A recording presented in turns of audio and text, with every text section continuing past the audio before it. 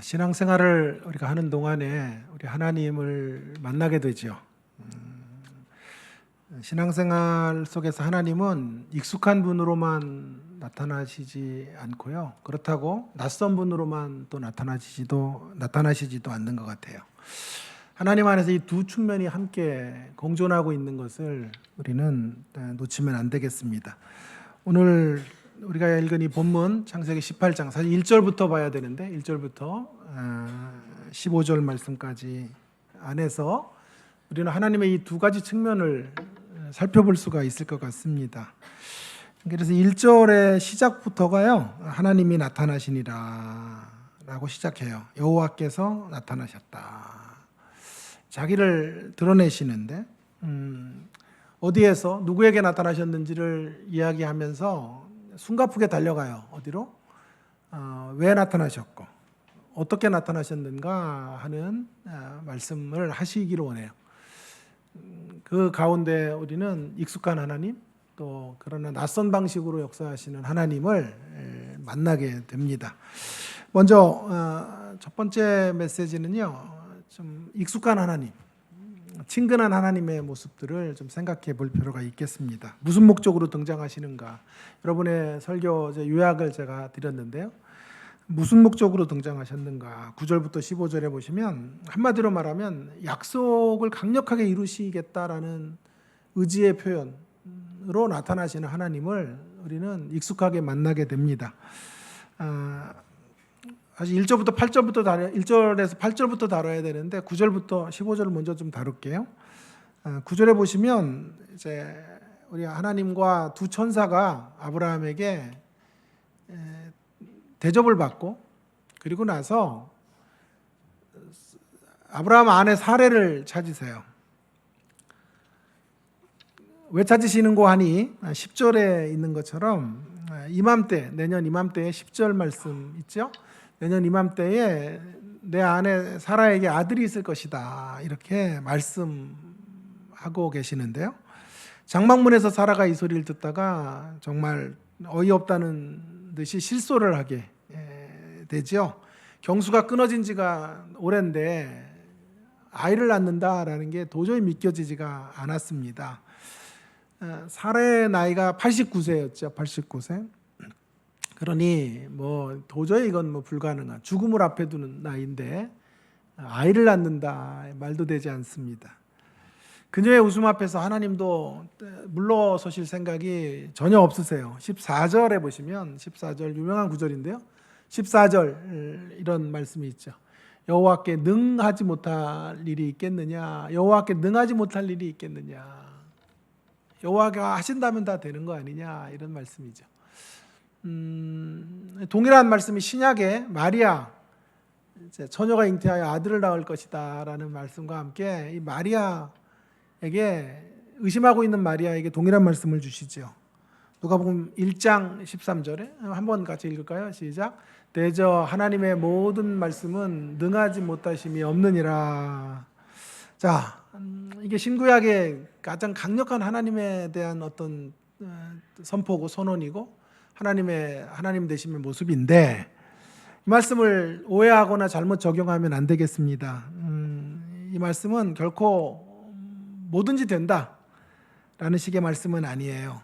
여기 중요한 건 뭐든지 된다가 아니라 약속하신 말씀은 뭐든지 이루어진다 그런 뜻이에요. 내가 원하는 모든 것을 이루는 도구가 신앙이 아니에요. 신앙이란 성경이 증언하는 신앙이란 하나님이 우리에게 허락하시기로 약속하신 것은 반드시 이루어진다.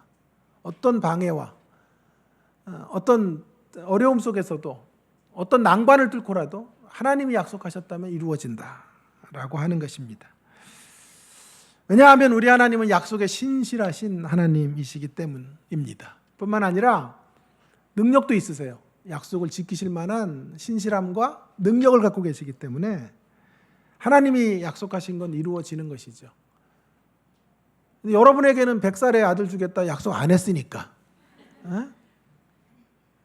그걸 구한다고 되는 건 아니에요. 그러나 아브라함에게는 이미 언약의 약속을 주셨잖아요.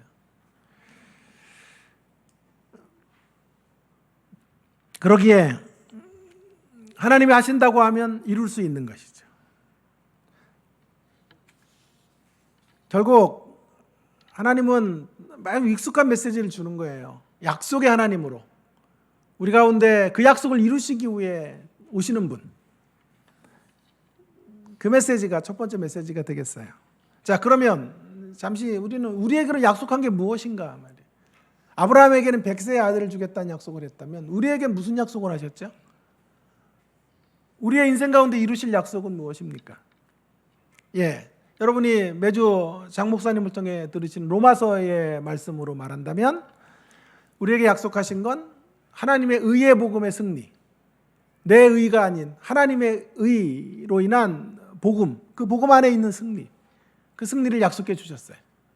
할렐루야.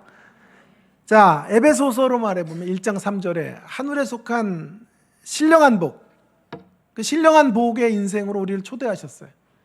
우리를 신령한 복의 사람으로 만들어 놓으실 거예요. 그것이 약속하신 거예요.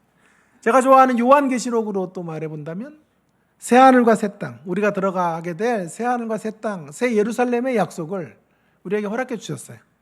이런 것들은 반드시 이루어진다 이 말이에요. 여러분이 꿈꾸고 계획하고 소망하는 것들은 될 수도 있어요. 안 될 수도 있어요. 그러나 하나님이 여러분에게 주시기로 약속한, 특별히 성경의 계시의 말씀을 통해 언약하신 것들은 반드시 이루어진다는 것이죠. 사랑하는 성도 여러분, 저는 여러분이 소원하고 갈망하는 것들이 다 이루어진다라고 말씀드릴 자신이 없어요. 그러나 한 가지는 분명히 약속할 수 있는데요. 하나님이 주시기로 성경 가운데 기록하신 내용들은 반드시 이루어질 거예요. 그래서 신앙이란 그 약속에 신실하신 하나님을 기대고 사는 거예요.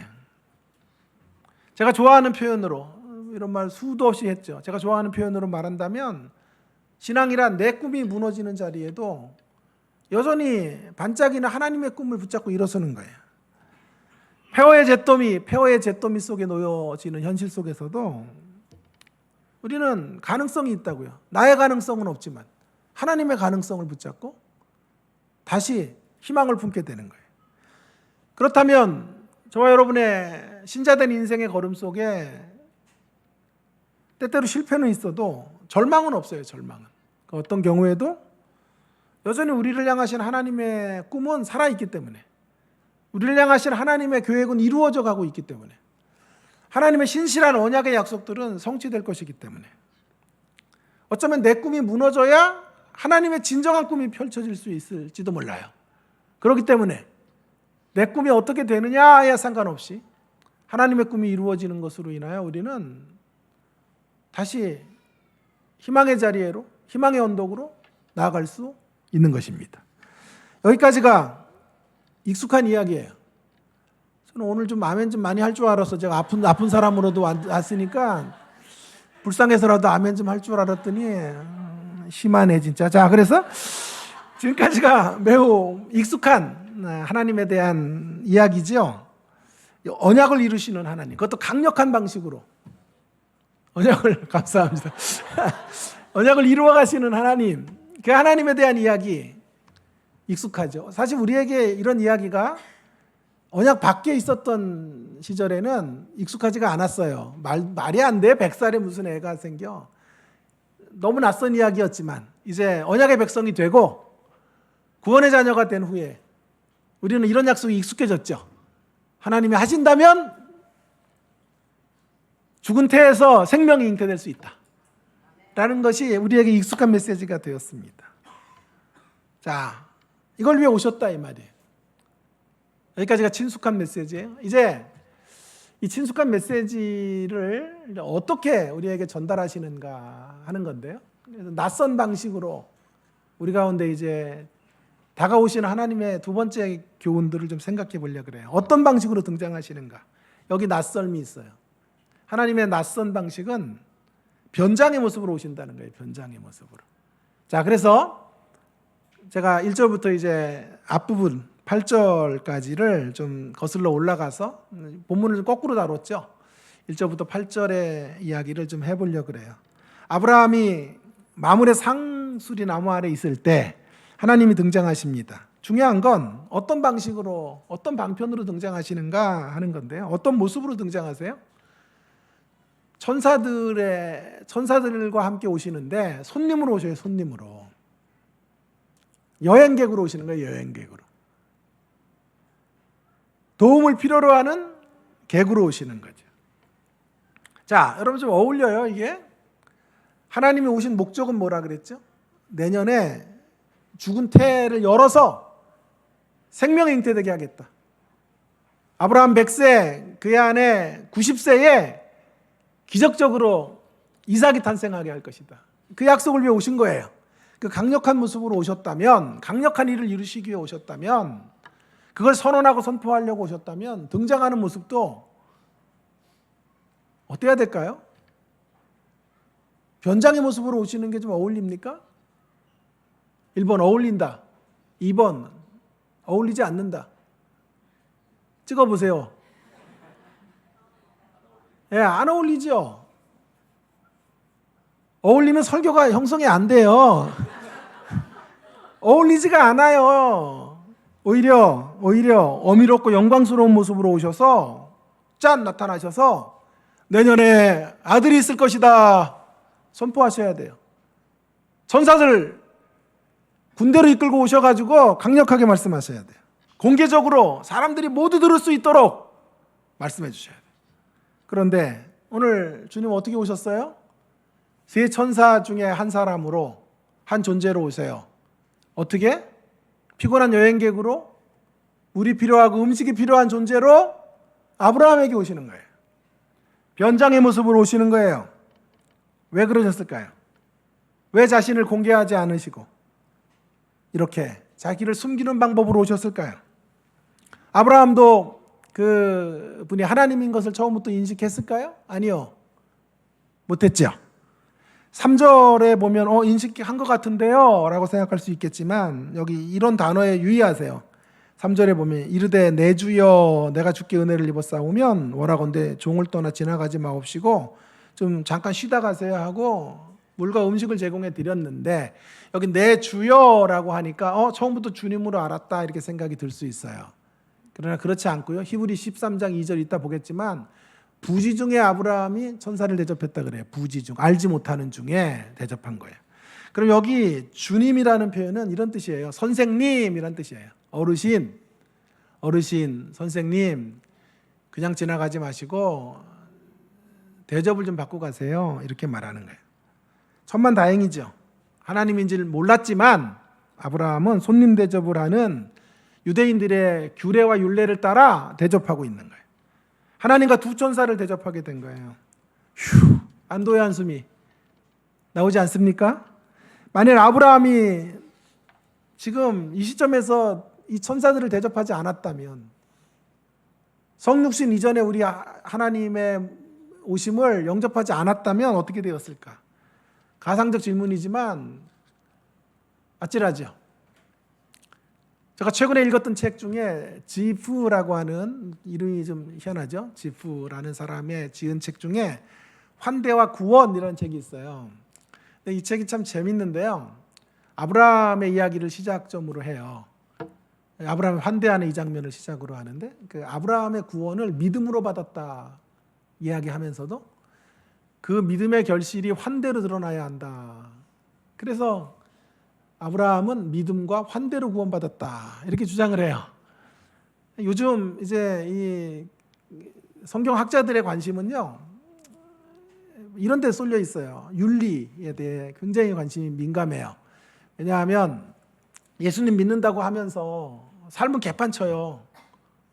그러면서 교회 생활하면 천당 간다고 생각하는 거예요. 천국 간다고 생각하는 거예요. 그런 기독교 신앙은 없다는 거예요. 열매로 입증이 돼야 되는 거죠. 열매가 윤리죠. 행실이죠. 행함이죠. 그러다 보니까 행함에 매우 강조점을 두다 보니 이제 여러 이슈들을 어떤 사람은 충성으로 구원받는다 뭐 얘기하는데 이 학자는 환대로 구원받는다까지 간 거예요. 오해하지 마세요. 저는 그렇게는 믿지 않아요. 저는 믿음으로만 구원받는다고 생각해요. 예? 졸다가 깨시라고요. 오해하지 마세요. 저는 이러한 견해를 아직까지는 수용할 만한 그런 영향이 안 되고 또 제 믿음의 전통적 믿음 안에 제가 있기에 좀 거북해요, 이런 주장들이. 그럼 왜 이런 주장을 하는지는 알겠지만 그래도 믿음으로 구원을 받는 거지. 믿음으로만 구원받는 거지. 왜냐하면 우리가 모든 사람을 환대하지 않잖아요. 저도 모든 학생을 환대하지는 못하거든. 눈 잡고 이러면 환대 안 하고 인상 봐서 환대하고 그러지 않아요. 예? 여러분 모든 이들을 환대하지 않지 않아요. 좋은 고객들을 환대하지만 인상 좀 더럽고 하면 좀 여러분도 멀리하고 싶지 않아요. 그럼 우리의 구원도 흔들린다면 구원이 너무 어렵잖아요. 그러니까 저는 이런 메시지는 일단 내 구원이 자신이 없어요. 이렇게 가면 하나님의 전적인 은혜로 믿음으로 구원 받는 거니까. 그래서 이런 책을 제가 읽어도 거기에 휩쓸려 가지는 않는데, 자, 그러나 책을 읽으면서 제가 한 가지는 귀하게 여겼어요. 아, 환대가 중요한 것이구나.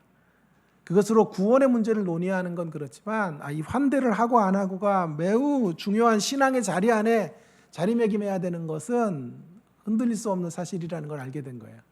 자, 그래서 더 궁금해진 거예요. 하나님은 왜 변장의 모습으로 오셨나? 음식과 숙소가 필요한 여행자의 모습으로 오셔야 됐는가 하는 게 더 궁금해요.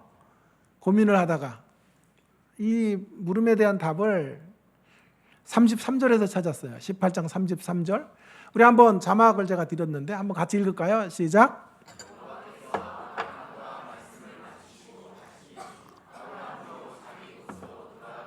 거기 제일 중요한 구절은 자기 곳으로 동그라미. 좀 동그라미 좀 칠하면 좀 쳐봐요. 좀 동그라미. 자기 곳으로 이렇게 좀 신용이라도 좀 해봐요. 좀. 자, 자기 곳으로 돌아갔다 이런 거죠. 자, 아브라함을 만나시고 이제 시간이 지나면서 하나님인 걸 알려주셨죠. 아브라함에게 손님을 대접하고 있는 아브라함에게. 그리고 이제 이 주님과 두 명의 천사는 자기 길로 가고 아마 소돔과 고모라 쪽으로 갔고, 아브라함은 어디로 갔다고요? 자기 곳으로 돌아갔지. 자기 곳. 여기 자기 곳이 어딘가 하는 게 중요하단 말이에요. 이 자기 곳이라는 것은 아브라함이 다시 돌아간 자리죠. 일상의 일상. 자기 삶의 일상의 자리로 돌아갔다. 이런 말이지 않습니까? 아브라함이 돌아간 일상. 자, 우리의 일상은 어떤 곳인가 하는 것을 알면 하나님은 왜 변장으로 이렇게 위대한 역사를 이루시는 분이, 언약의 신실하신 능력의 역사를 이루시기 위해 오신 분이 왜 이렇게 변장으로 나타나셨는지를 알게 돼요. 자, 우리 일상은 어떤 곳입니까? 저와 여러분이 살아가고 있는 일상의 자리는 어떤 곳이냐고요. 언제나 우리가 기대하는 방식대로 우리 인생이 풀리지 않는 곳이 일상입니다.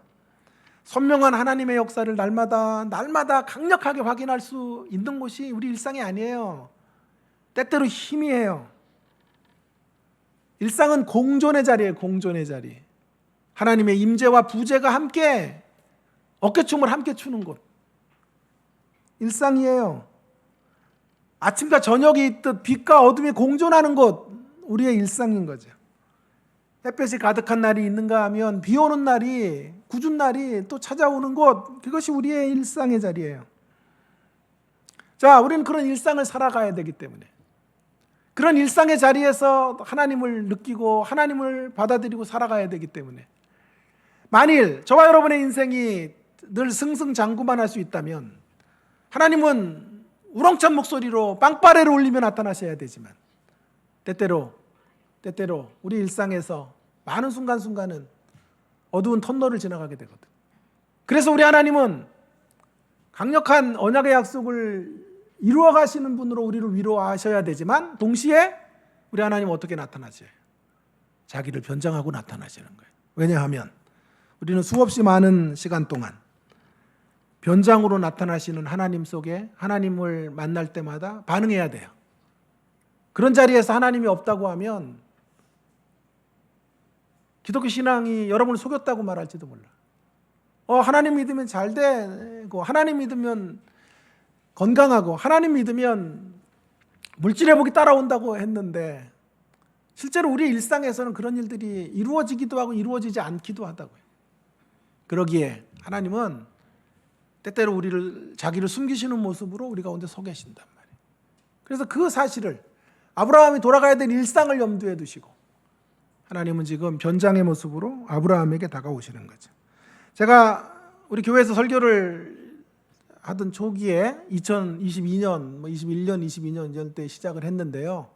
벌써 여러분들과의 그런 설교를 나누는 시간들이 꽤 돼요. 예? 인터넷 들어가 보세요. 30몇 편 설교하고 정말 꽤 된단 말이에요. 그때 제가 한번 2022년 4월에 했던 설교가요. 뭐냐 하면 주변인의 하나님 이런 설교가 있어요.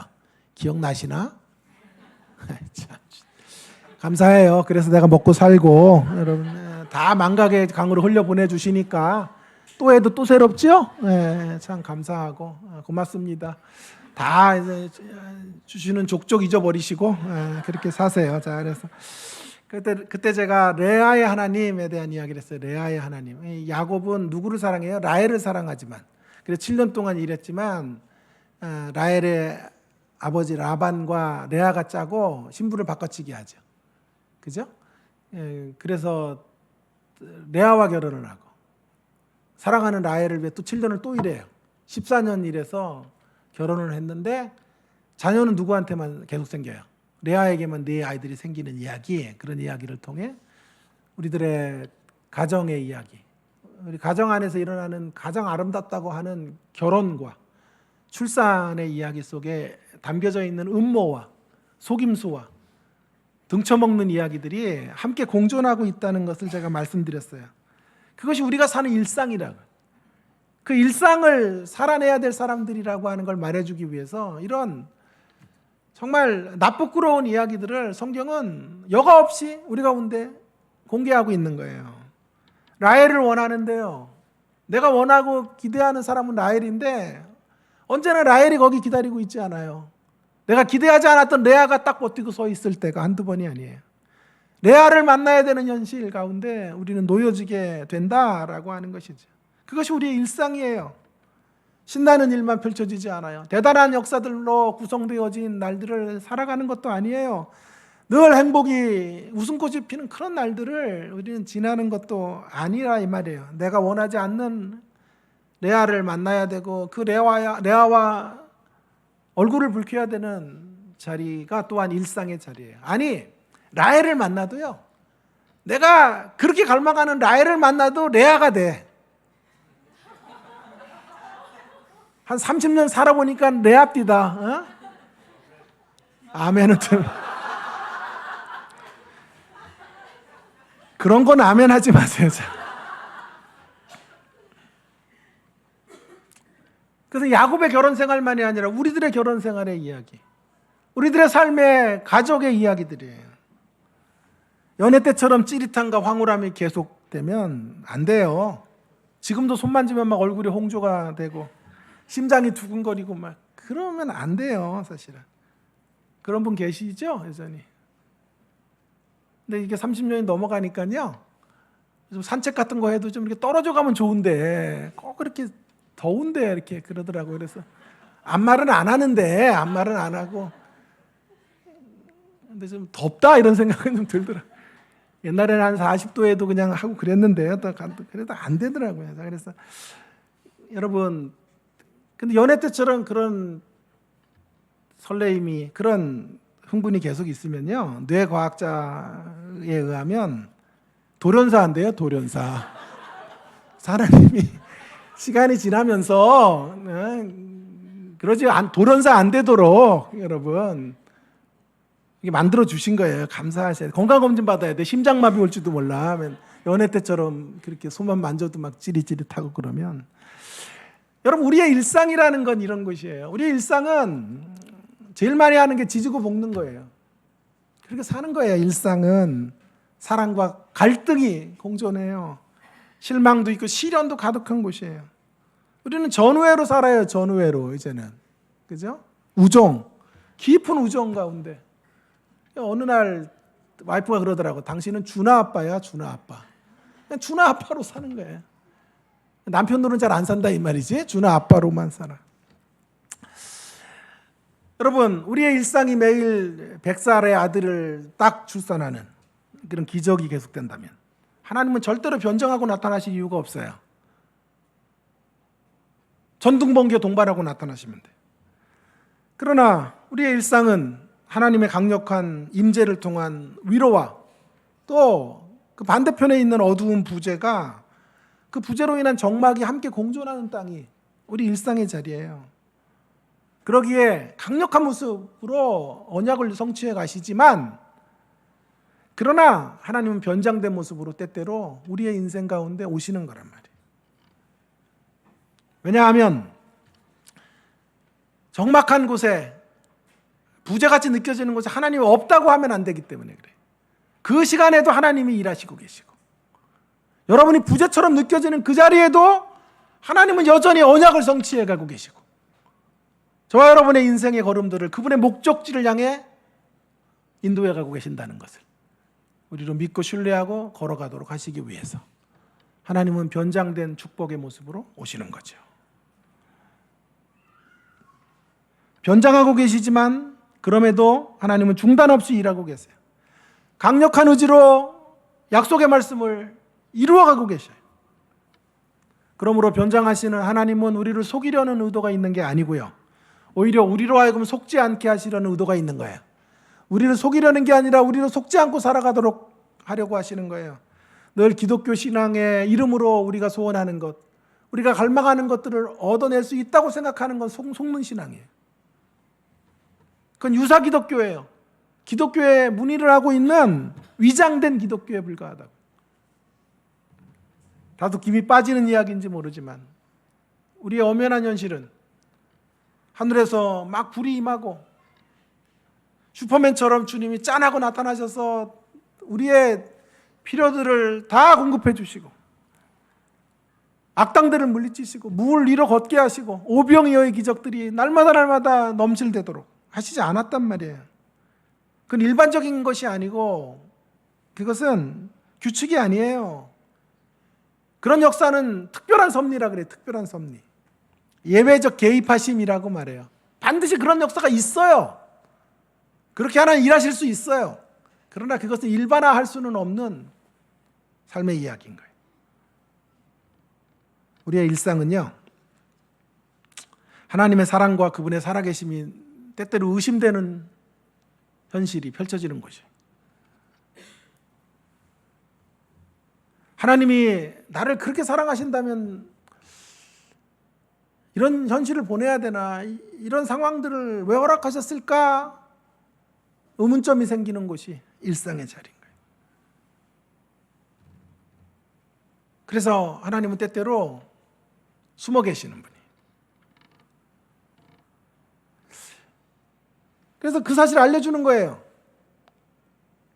숨어 계시는 분으로도 우리 가운데 오시는 분이라는 것을 알려주려는 거예요. 왜요? 왜 이걸 아는 게 중요할까요? 신앙의 자리에서? 그래야만 하나님이 숨어 계시는 것과 같을 때에도 여전히 하나님 붙잡고 걸어갈 수 있기 때문에 그런 것이죠. 찬송가 가사처럼 이 눈에 아무 증거 아니 보여도 믿음만을 가지고 걸어가야 하기 때문에 그런 것입니다. 때때로 하나님의 사랑이 전면적으로 부정되는 것과 같고 의심되는 것과 같은 현실 속에서도 우리는 그분을 잠잠히 신뢰하고 바라봐야 하기 때문에 그런 것입니다. 마이클 어라는 사람의 이야기를 제가 마무리하면서 함께 읽어보겠습니다. 함께 읽겠습니다. 마이클 어. 자막을 보시고 한번 읽어보세요. 시작. 때로 하나님이 숨으시는 이유는 우리가 원하는 방식으로 그분을 받아들이는 데서 벗어나 하나님의 방식대로 그분을 받아들이게 하시려는 것이다. 아멘. 여러분, 하나님이 왜 숨어 계시냐, 왜 변장된 모습으로 오시냐 하면요, 우리가 원하는 방식으로 그분을 받아들이는 데서 벗어나서 하나님이 원하시는 방식으로 그분을 받아들이도록 하시기 위해서 그런 의도를 가지고 하나님은 때때로 저와 여러분을 향한 언약을 성취하시는 분이시지만 우리의 구원자이시고 우리의 목표가 되시는 분이시고 우리를 온전히 회복하시는 분이시지만 때때로 자신을 숨기시는 모습으로 우리 가운데 임하신단 말이에요. 여러분, 저는 여러분이 기도해 주시는 것처럼 사실 지금 하나님의 부재 속에 있어요.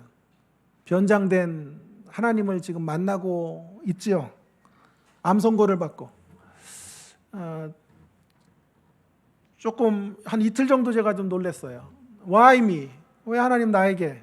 전 좀 착하게 살았습니다. 하나님 누구보다 나쁜 짓 안 한 것 같아요. 눈도 작아서 뭐 이상한 데도 안 보고 이렇게 살았는데 하나님 왜 저에게, 왜 하필이면 저에게? 그런 질문들이 생겼어요. 그러다가 한 이틀 정도가 지나서 어느 유명한 작가 이야기가 생각이 났어요. 그 아들이 먼저 떠나는 모습 보면서 Why me? 왜 나에게? 라고 절규하다가 왜 나는 안 되나? 왜 나에게 이런 불행은 올 수 없는 건가? 라는 쪽으로 생각을 바꿨다고 하는데 저도 얼마든지 그럴 수 있는 거죠. 저에게도 하나님은 때때로 부재의 모습으로 다가오실 수 있는 거죠. 그러면서 이 말씀이 저를 굉장히 많이 위로해 주시더라고요. 부재 가운데, 침묵 가운데 계시지만 하나님은 여전히 일하고 계신다. 하나님은 여전히 나를 향한 엄청난 언약의 약속들을 이루어 가시는 자리로 나를 이끌고 계시고 인도해 가고 계시다 라는 사실을 바라보게 하시더라고요. 그래서 감사하게 되었어요. 얼마나 감사한지 몰라요. 사실은 감사가 넘쳐요. 내 가족 모든 식구들에게 염려하길래 제가 기도 부탁을 하면서 빌립보 4장 6절 7절을 가지고 기도하자 그랬어요. 아무것도 염려하지 말고 기도와 간구로 감사함으로 하나님께 우리 기도를 아뢰요. 그것만 하자. 감사함으로. 그럼 모든 지각에 뛰어나신 하나님의 평강이 우리의 마음과 생각을 지켜주실 것이다. 감사함으로가 제일 중요한 단어였어요. 감사함으로. 다음엔 한번 제가 수술 끝나고는 감사함으로 갖고 할게요. 설교. 개봉 박두해 보세요. 자, 감사가 많아요. 조기에 발견케 하셨으니까 먼저 데려가실 일은 없을 것 같아요. 그죠? 그래서 빨리 발견케 하셨고 예후가 또 착한 사람이고 시기적으로도 또 초기고 그러니까 모든 안전장치를 다 걸어 놓으시면서 하나님은 침묵하고 계시는 거죠. 어두운 터널을 지나가게 하시는 거죠. 그러니까 좌절과 절망보다는 감사가 더 커요. 하나님이 이루실 역사들 기대하게 되는 거죠. 그러면서 또 돌아보게 돼요. 이걸 아프다고 말할 수 있나? 이걸 시련이라고 말할 수 있나? 왜냐하면 주변에 너무 아픈 분들이 많아.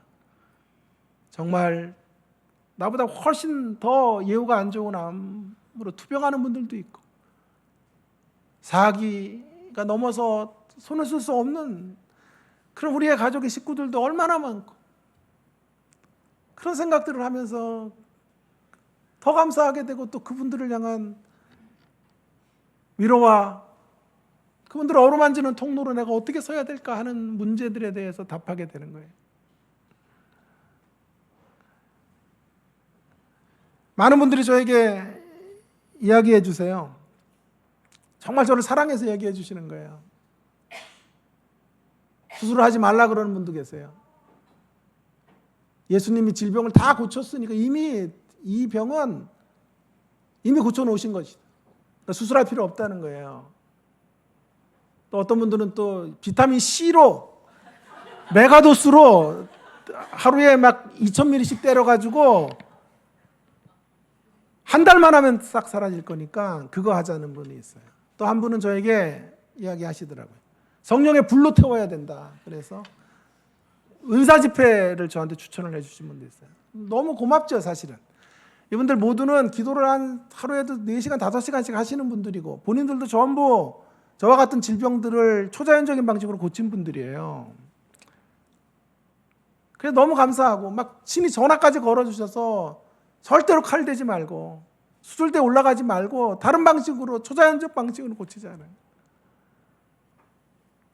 정말 너무 감사한 거예요. 정말 그분들이 너무 존경스러워요. 그리고 그렇게 하나님을 그렇게 신뢰할 수 있다는 게 자신들도 모두 죽음의 마지막 자리에 섰었는데 그 자리에서 하나님을 절대 신뢰하고 고침을 받았다니까. 그래서 너무 감사하고 너무 고맙습니다. 그런데 제가 그분들의 의견을 받아들일 수 없는 게 뭐냐면 바로 이 때문이에요. 그래요. 하나님이 나의 인생의 치료자라는 건 100% 확신. 여러분도 믿으시죠? 여러분의 인생 걸음들을 온전한 목적지로 이끌어 가시는 분, 우리 하나님이세요. 우리 그걸 믿지만, 그러나 하나님이 우리를 이끌어 가시는 방식마저도 내가 결정할 수는 없잖아요. 하나님이 이끌어 가시는 방식은 하나님이 주권에 놔둬야 되지 않아요? 하나님이 여러 방식으로 우리를 회복의 자리를 이끌어 갈 수 있는 거잖아요. 초자연적인 방식으로도, 비타민C 메가도스의 방식으로도, 예? 성령의 불로 태우는 방식으로도, 또 의사를 통해서 수술을 하는 방식으로도 갈 수 있으니 그 주권은 하나님에게 넘겨드려야 되지 않을까. 때때로 변장된 모습으로도 일상의 방식 속에 하나님은 초자연적이고 강력한 방식으로만 일하는 게 아니고 드라마틱한 하나님의 초월적 역사로만 일하시는 것도 아니고 언제나 일상의 자리 속에서도 하나님은 하나님의 역사들을 펼쳐가시는 분이시기 때문에 그분을 신뢰하고 존중하고 그분의 주권을 믿으며 가야 된다고 확신하는 것이죠.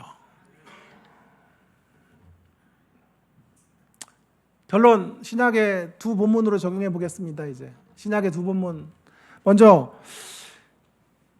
빌립보 2장 5절에서 8절 말씀을 중심으로 제가 첫 번째 적용을 해볼게요. 계시하심과 숨어 계심을 함께 사용하셔서 우리를 인도하시는 것에 대해서 그걸 명심하고 신앙생활해야 돼요. 여러분, 하나님은 자기를 계시하시는 것과 함께 자기를 숨기시는 방법을 동시적으로 쓰셔서 저와 여러분의 인생을 이끌어 가신다는 것 명심하고 신앙생활해 갑시다. 너희 안에 이 마음을 품으라. 그 그리스도 예수의 마음이니 그는 금방 하나님의 원죄이신 하나님과 동등됨을 취할 것을 여기지 아니하시고. 7절 여러분 같이 읽어보세요. 시작.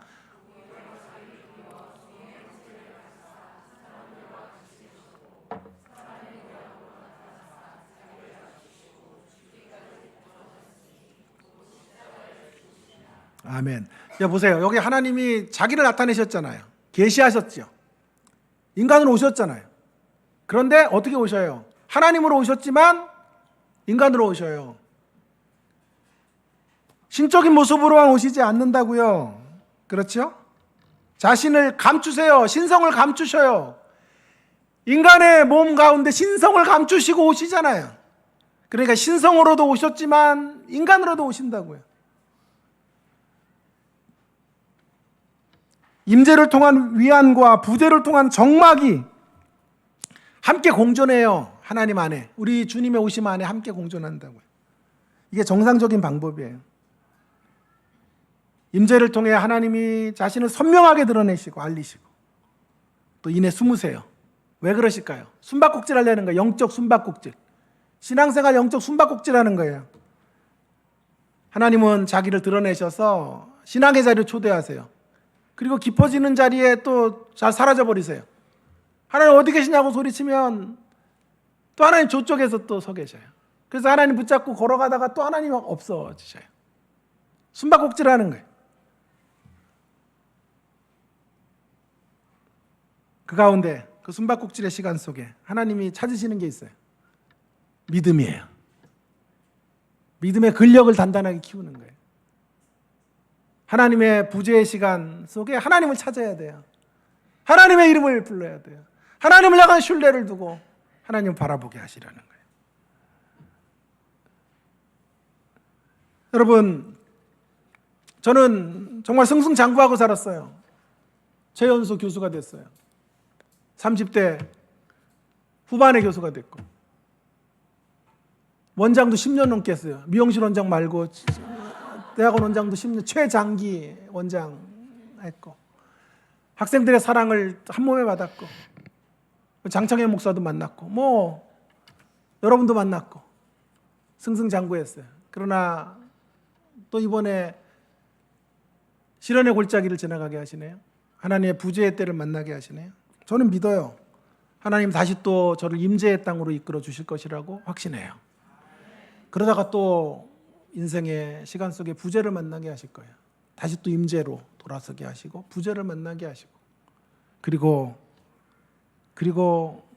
긴 임재의 시간, 죽음의 시간을 맞이할 거예요. 그러나 거기가 끝이 아니에요. 그 다음에는 영원한 죽음의 부재를 만나게 되게 하실 것이고, 그 다음에 영원한 임재, 주님과 함께 부활하고 영원한 생명을 누리는 자리로 초대하실 거라고요. 그것이 저와 여러분의 인생의 여정이 될 거예요. 임재와 부재의 리듬 속에 우리는 살고 있는 거예요. 왜 그런 걸음으로 쭉 임재로 가시지 않고 임재와 부재를 섞으실까요? 하나님이 찾는 것 한 가지, 믿음의 근력을 키우라. 부재 같은 시간에 철저하게 하나님 붙잡는 법을 배우고 하나님께 가까이 하는 법들을 배워가시는 우리가 되기를 주의 이름으로 축원합니다. 한 가지 또 시간이 갔지만 두 번째 교훈, 신약의 적용, 신약 본문을 가지고 두 번째 적용은 히브리 13장 2절이에요. 히브리 13장 2절에 한번 같이 읽읍시다. 시작. 손님 대접하기를 잊지 말라. 이로써 부지 중에 천사를 대접한 이들이 있느니라. 자, 이 대표적인 사람이 아브라함이죠. 부지 중에 천사를 대접한 사람 아브라함이잖아요. 부지 중이라 그러잖아요. 여러분, 하나님이 부지 중에 나타나실 수 있다는 사실을 늘 기억하고, 우리가 원하는 방식으로 대단한 모습으로 나타나시지 않을 수 있어요. 남루한 거지의 형태로 나타나실 수도 있어요. 속삭이는 자녀의 모습으로 나타날 수도 있어요. 자, 그래서 우리가 할 일은 뭐냐 하면, 부지 중에라도 하나님이 임재하실 수 있기 때문에, 현존하실 수 있기 때문에 늘 하나님을 환대하는 모습, 주님을 환대하는 자세로 살아가는 거예요. 우리 삶의 일상의 자리에 곳곳에 하나님의 현존이 있어요. 이 사실을 여러분 기억하시면 사세요. 풀 한 포기도 그냥 보지 마세요. 거기 안에 하나님의 현존이 있다는 사실을 기억하시고, 나무 한 그루를 보면서도 하나님의 임재를 느끼시고 살아가는 우리가 되기를 간절히 바랍니다. 뿐만 아니라 그것과는 비교할 수 없는 현존, 하나님의 현존의 통로인 교회가 있어요. 신앙 공동체를 통해 우리는 하나님의 현존을 확인하고 하나님의 임재를 풍성히 교제 가운데 느끼시고 걸어가시기를 간절히 바랍니다. 결코 혼자서 이 힘들고 부재의 시간을 견딜 수 없어요. 저도 마찬가지예요. 저도 연약한 존재일 뿐이에요. 그래서 여러분의 기도가 절실히 필요해요. 사실 어버이 주일이기 때문에 어버이 설교해야 되는데 그것도 제가 안 하고, 달란트 시장하니까 달란트 설교해야 되는데 그것도 안 하고, 제가 이 개인의 필요, 또 부재 가운데 계신 분들과 함께 공유하기 위한 설교를 하는 거예요. 혼자서는 못 싸워요. 그래서 하나님의 현존을 확인하기 위해 신앙 공동체 안에서 함께 기도하시고 함께 중보하시는 가운데, 함께 우리의 아픔과 우리의 연약함을 내어놓는 자리 속에서 회복과 치유의 역사들을 경험하시는 저와 여러분 모두가 되기를 주의 이름으로 축원합니다.